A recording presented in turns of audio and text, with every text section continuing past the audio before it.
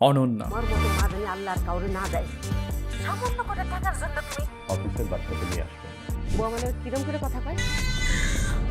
Acting এর দিক দিয়ে মেহেজাবিন আপু অনন্যা ক্যারেক্টারটাকে খুবই চমৎকারভাবে ফুটিয়ে তুলেছে। কিন্তু আমার বাবা কেক খেতে পারবে না। মা অফিসে গেলে তুমি লক্ষ্মী বাবা হয়ে থাকবে না? আমি সাধারণ একজন নারী। তবে স্ক্রিপ্ট চয়েসের দিক দিয়ে এটা যে খুব ভালো একটা ডিসিশন ছিল আমি তা বলবো না, কিন্তু কেন সেটা নিয়ে সাজিয়েছি আজকের এই video. Hey guys, welcome to my another video. আপনি যদি স্টোরিটার দিকে তাকান তাহলে আপনার মনে হবে রাইটার তার মনে ইচ্ছার বিরুদ্ধে লিখছে। মনে হবে তাকে মারুফের কালা বন্দুক ঠেকায় বলছে তুই লেখ, তাড়াতাড়ি লেখ, যা বলছি তুই তাই লেখ। অনন্যা একজন স্ট্রাগলিং মাদারের ক্যারেক্টার, স্পেশালি যারা বাহিরে জব টপ করে আর কি। স্টোরির মধ্যে সবচেয়ে দুর্বল জায়গা হচ্ছে গল্পটা শুরুই হয় অনন্যার বাচ্চার বার্থডে পার্টি থেকে, যেখানে গল্পটা শুরু করার প্রয়োজন ছিল আরও আগে থেকে। কেননা এখানে কয়েকটা বিষয় ক্লিয়ার করে দেওয়া হয় নাই, যা স্টোরিটাকে মারাত্মকভাবে অ্যাফেক্ট করেছে। আমাদেরকে এটাও ক্লিয়ার করে দেওয়া হয় নাই অনন্যার এটা কি লাভ ম্যারেজ ছিল নাকি অ্যারেঞ্জ ম্যারেজ। কিছু কিছু জায়গায় অনন্যার স্বামীর আচরণ দেখলে আপনার মনে হবে আরে এটা কি মানুষ? অনন্যা যেন মানুষই না, সে একটা মেশিন।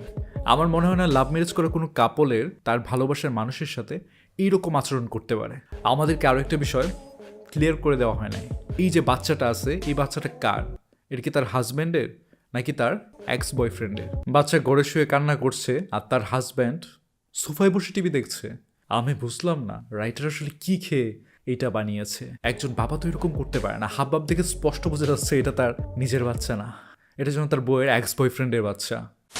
আর আমার এই ধারণাটা আরো শক্তপোক্ত হলো যখন আমি দেখলাম এই দৃশ্যটা। মা একটু দেখবেন ও পটি করছে কিনা। হ্যাঁ, ও তাই তো, এখন আবার আমারই সাফ করা লাগবে। একজন দাদি তার নাতিকে ফিলিংসের জায়গা থেকে একবার চিন্তা করেন, টেক কেয়ার করবে, এইখানেও নাক ছিটকাচ্ছে যেন এটা তার ছেলের বাচ্চা না, যেন এটা তার নিজের নাতি না, এটা যেন তার বইয়ের এক্স বয়ফ্রেন্ডের বাচ্চা।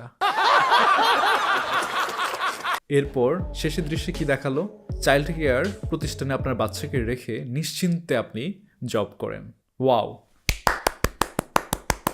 অসাধারণ, অসাধারণ ফিনিশিং। আমি বুঝলাম না এই চাইল্ড কেয়ার প্রতিষ্ঠানকে প্রমোট করার জন্য কি নাটকটা তৈরি করা হয়েছে? তারা কি স্পন্সর করছিল?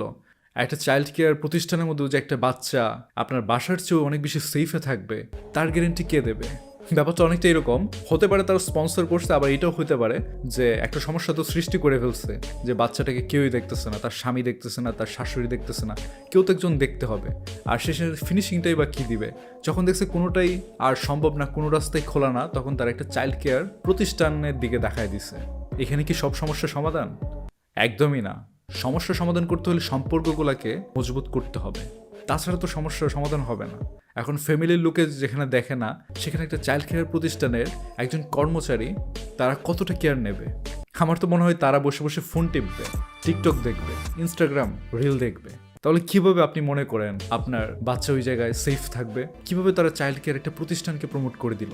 সত্যি কি বাচ্চা ওইখানে ভালো থাকবে? প্রশ্নটা আপনাদের কাছেই রইল। সবাই ভালো থাকবেন, সুস্থ থাকবেন। খুব তাড়াতাড়ি দেখা হচ্ছে নতুন আরেকটা ভিডিওতে।